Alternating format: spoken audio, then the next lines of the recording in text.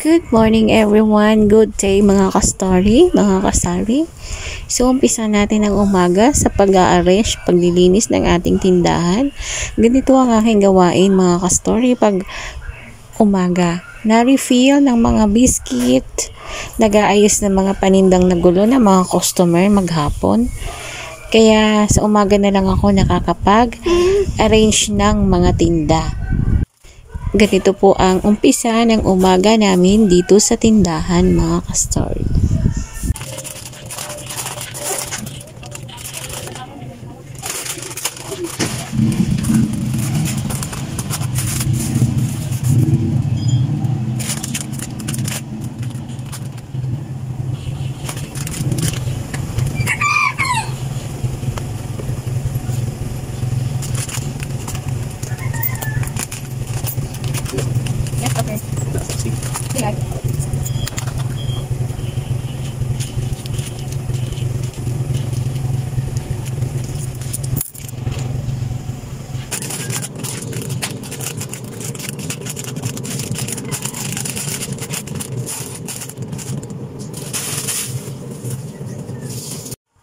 Habang nililinis ko kaunti ang mga paninda ay nililista ko na yung mga wala. Sa ganyang kasing paraan, dyan ko nakikita yung mga item na mga wala na or paubos na. Para hindi ko na makalimutan yung mga item na wala na ay inililista ko na habang naglilinis ako mga ka-story. So yan yung aking technique sa paglilista ng mga wala para hindi ko makaligtaan pag ako namili na sa grocery. Kaya lista na agad. Pag nakita kong wala na, lista na agad para hindi na makalimutan. So, doble purpose tayo mga ka-story. Habang naglilinis, nag-iimis, naglilista na rin ng mga wala na.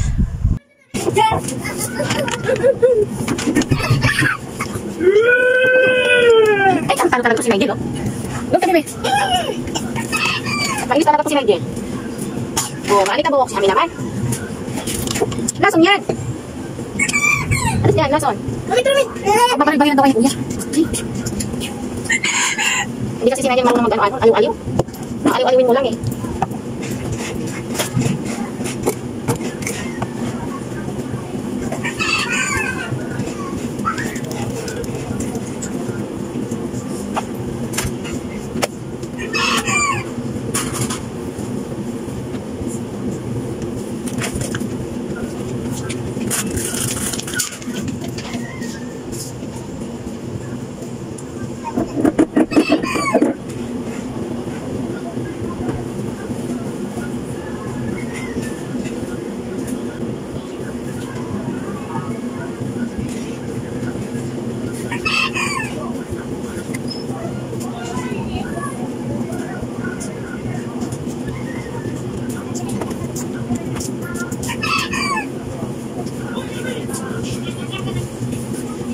Yes, so tumudot lang ko lang palo. Ang palo.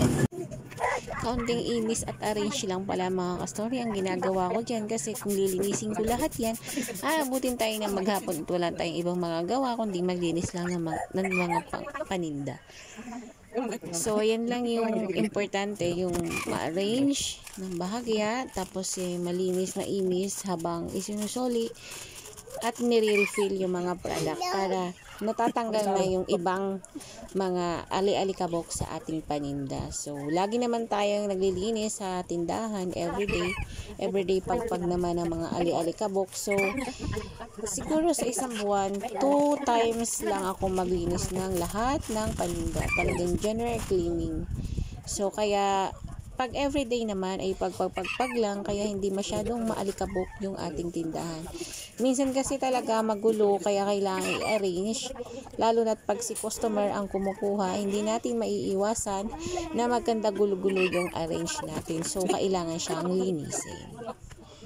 Hindi lang naman ako ang naglilinis ng ating tindahan, si Boss Amo rin ang naglilinis din naman ng tindahan pag siya ang nag-o-open sa umaga. So, naglilinis na siya and kaunting arrange na lang ang ginagawa ko. Yung mga sa tingin ko mali sa paningin ko yung pagkaka-arrange.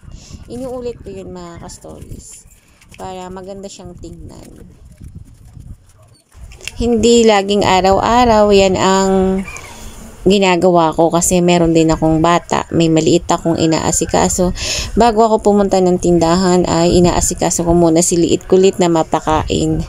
Ayan mga ka-story, kaya ayan, tinulungan na ako ni husband, siya na yung nag-refill ng mga kape kasi hindi ko yan abot. And then ako naman yung nag-iimis nung mga toiletries. So ayan lang mga ka-story, sa tindahan talaga pag yun lang yung bread and butter ay kailangan magtulungan. Hindi pwedeng isa lang yung nagawa. Dapat tulungan kasi kaya nga mag-asawa dahil partner sa lahat ng bagay. So ayan lang mga ka-story ang ating ma-share for today's video. Keep on watching mga ka-stories and please subscribe our channel, Pabs Tindahan Stories. Ayun lang mga ka-story.